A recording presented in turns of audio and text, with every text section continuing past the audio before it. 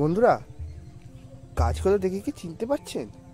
হ্যাঁ বন্ধুরা, এইগুলো হচ্ছে সেই বেলি ফুলের গাছ যেগুলোকে বেশ কিছুদিন আগে আমি আপনাদের সকলের সামনে প্রমাণ করে দেখিয়েছিলাম।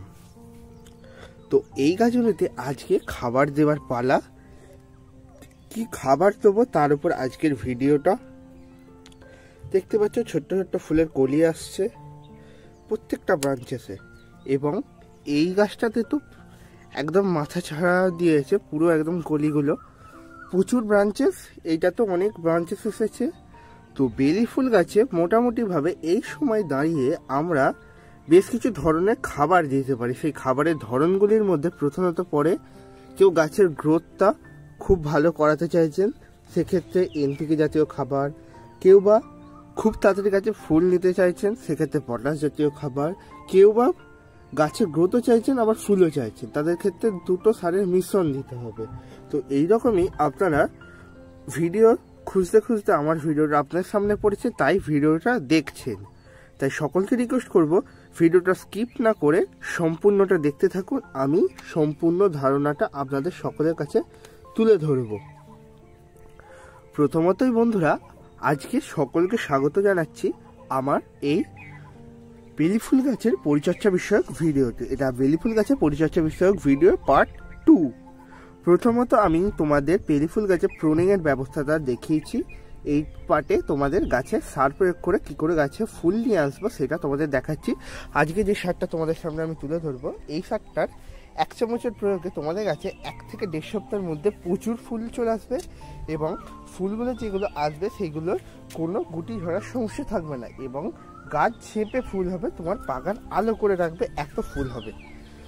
তো বন্ধুরা, আমার কাছে এই দুটো গাছ রয়েছে। দুটো গাছের মধ্যে সবথেকে পুরাতন গাছ হচ্ছে এইটা, তারপরে এখানে রয়েছে, এখানেও বেশ কিছু বেলি ফুলের গাছ রয়েছে যেগুলো এখনও ঠিকঠাক পরিচর্যা করা হয়নি। এই গাছগুলো সব রিপোর্টিং করতে হবে, ডাল কেটে দিয়েছি, তাও গাছের ঠিকঠাক গ্রোথ নিচ্ছে না। তো এমতো অবস্থায় তোমরা কি করবে, গাছের রিপোর্টিং করে দেবে। তো ওই গাছগুলো তাই রিপোর্টিং করা হবে। তো এখন আপাতত বন্ধুরা আমরা গাছে দেবো সার। সেই সারের মধ্যে প্রথমত আমরা যে সারটা দেবো সেই সারগুলো তোমাদেরকে একে একে দেখাই। বন্ধুরা, এখানে আমি বেশ কিছু ধরনের সার নিয়ে নিয়েছি, যেমন এইটা রয়েছে লাল পটাশ, এখানে রয়েছে ইউরিয়া, আর এটা রয়েছে বোরন পাউডার। তো প্রত্যেকের কাজটা তোমাদের একে একে বলে দিচ্ছি। মেনলি লাল পটাশ কাজ করবে প্রচুর ফুল আনতে, এবং ইউরিয়া কাজ করবে গাছের সুন্দর গ্রোথের জন্য এবং স্ট্যামটাকে মজবুত করার জন্য, আর বোরন কাজ করবে গাছের এই যে কলিগুলো আসছে এই কলিগুলো গাছ থেকে ঝরতে না দেওয়া, এবং গাছটাকে প্রচুর শক্তপোক্ত করে রাখা, এবং কলিগুলো যাতে রোদ্রের তাতে শুকনো হয়ে যাতে না পড়ে যায় সেটা লক্ষ্য রাখা। তো আপনাদের কাছে যদি বোরন পাউডার না থেকে থাকে, এর পরিবর্তে তোমরা 0050 গাছে স্প্রে করবে, একদম মাস্ট, এটা করতেই হবে। কিন্তু 0050 যদি তোমরা গাছে স্প্রে করো, ফুলও যেমন আসবে তেমন গাছের স্ট্যাম্পও খুব সুন্দর হবে। এই গাছটা প্রথমত বন্ধুরা দেখো একটু সমস্যা হচ্ছে মনে হচ্ছে, কারণ মাটিটা ওয়েল ড্রেন হয়নি যতটা সম্ভব। তার সত্ত্বেও বন্ধুরা গাছটাতে প্রচুর পরিমাণে ব্রাঞ্চেস দেখা দিচ্ছে থেকে থেকে।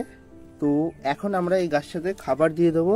তাছাড়া মাটিটাকে অল্প পরিমাণে আপনারা খুঁচিয়ে খাবারটা দিতে পারেন। তাছাড়াও আপনারা ডাইরেক্টও গাছে খাবারটা দিয়ে দিতে পারেন। এই খাবারটা প্রয়োগ করার উপায় হচ্ছে, আপনারা সপ্তাহে 1 থেকে 2 বার প্রয়োগ করবে।